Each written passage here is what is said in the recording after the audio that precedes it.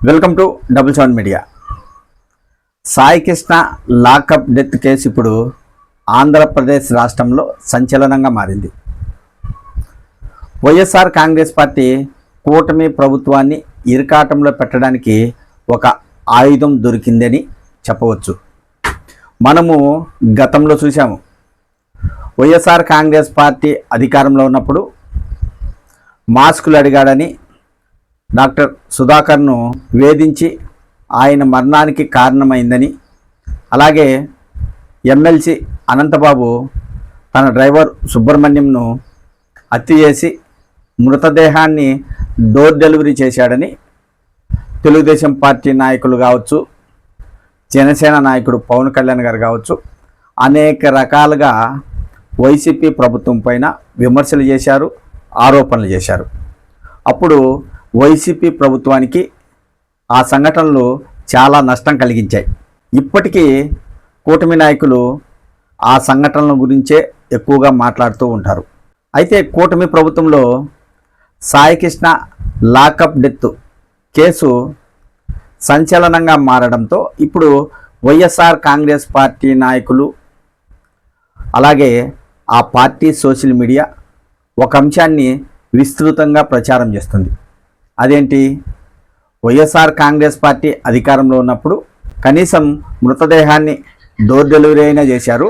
కూటమి ప్రభుత్వం మృతదేహాన్ని కూడా డెలివరీ చేయలేదు, నో డెలివరీ. రక్షించాల్సిన పోలీసులే భక్షిస్తే రాష్ట్రాన్ని కాపాడేది ఎవరు? పోలీస్ వ్యవస్థ అంటేనే ప్రజలకు రక్షణగా ఉండాలి. అలాంటి వ్యవస్థే ఒక వ్యక్తిని చంపేసి పూర్తిగా మృతదేహాన్ని కనపరానికుండా చేశారంటే ఆ వ్యవస్థ పైన ప్రజల్లో నమ్మకం పోయే అవకాశం లేదా అని వైఎస్ఆర్ కాంగ్రెస్ పార్టీ నాయకులు ప్రశ్నిస్తున్నారు.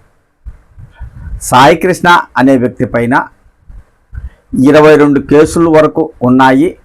అలాగే పోక్సో కేసు ఉంది, హత్య కేసులు ఉన్నాయి, క్రిమినల్ కేసులు ఉన్నాయి, రౌడీ షీట్లు ఉన్నాయి, రకరకాల కేసులు అతని పైన ఉన్నాయి అని పోలీసులు చెప్తున్నారు.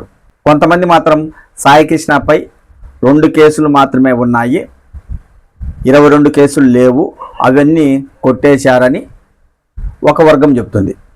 కేసు విచారణలో భాగంగా విజయవాడలోని కృష్ణలంక పోలీసులు సాయి కృష్ణను తీసుకెళ్లారు. విచారణ జరిగే సమయంలో సాయి కృష్ణను పోలీసులు దారుణంగా కొట్టి హింసించారు, అతని సావుకు కారణమయ్యారు. కనీసం బాడీ కూడా కనపరానికుండా చేశారు. సాయి కృష్ణ తల్లి, నా కొడుకు శవాన్నైనా ఇవ్వండి, లేదా కనీసం నా కొడుకు లేకుంటే బూడిదనైనా నాకు ఇవ్వండి అని పోలీసులను అడిగింది. ప్రజల మనసును కలసివేసింది.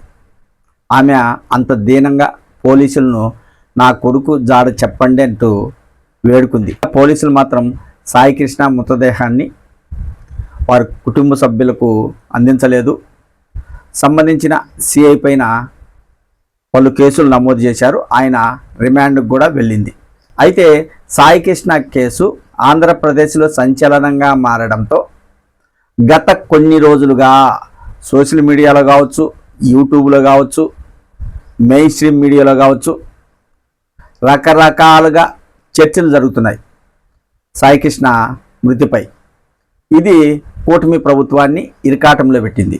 ప్రభుత్వ పెద్దలు సాయి కృష్ణ కుటుంబ సభ్యులను కలిశారు, వారికి ప్రభుత్వం అండగా ఉంటుందని హామీ ఇచ్చారు.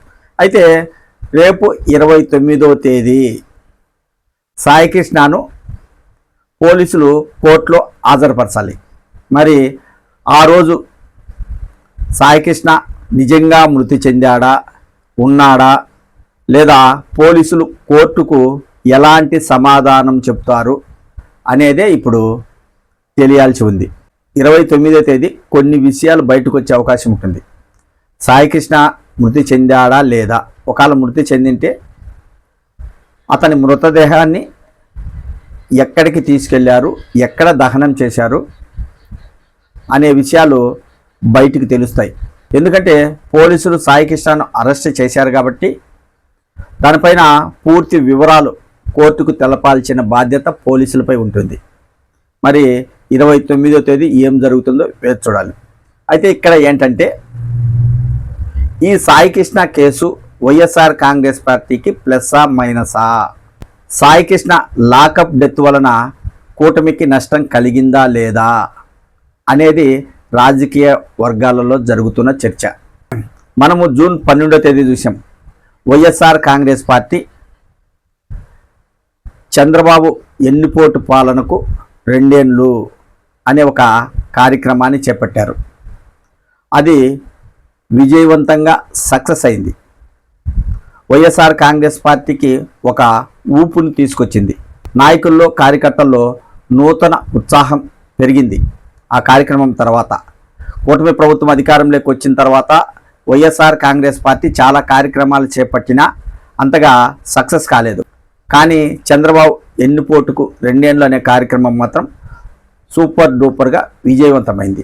అది అయిపోయిన తర్వాత వెంటనే Sai Krishna lockup death case తెరపైకి వచ్చింది. దీనిపైన ఇప్పుడు రాజకీయంగా వైఎస్ఆర్ కాంగ్రెస్ పార్టీ కూటమి ప్రభుత్వంపై అనేక విమర్శలు చేస్తుంది.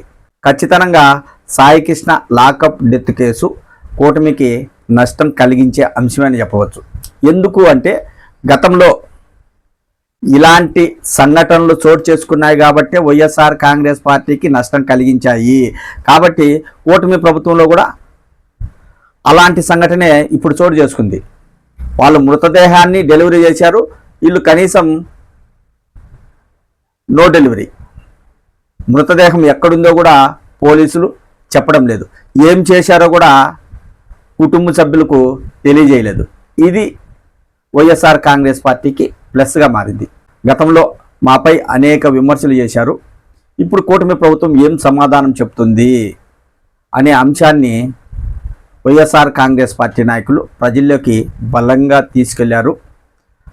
అంత బలంగా వైఎస్ఆర్ కాంగ్రెస్ పార్టీలు ఈ కేసు పైన మాట్లాడారు కాబట్టి రాష్ట్ర వ్యాప్తంగా ప్రతి గ్రామంలో సాయి కృష్ణ డెత్ కేసు పైన ప్రజలు చర్చించుకుంటున్నారు. ఈ సంఘటన గ్రామ స్థాయికి వెళ్ళింది, ప్రజలు చర్చించుకుంటున్నారు. ఇది కూటమి ప్రభుత్వానికి కొంతవరకు మైనస్గా మారే అవకాశం ఉంది. వైఎస్ఆర్ కాంగ్రెస్ పార్టీకి ప్లస్ అవుతుంది. మరి సాయి కృష్ణ లాకప్ డెత్ కేసుపై సిఐ నాగరాజును అరెస్ట్ చేశారు.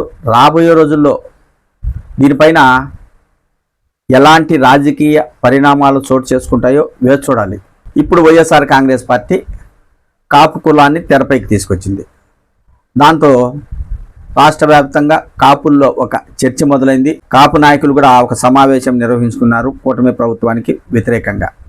కాబట్టి సాయి కృష్ణ డెత్ కేసు విషయంలో కూటమికి చాలా నష్టం జరిగింది అని చెప్పవచ్చు.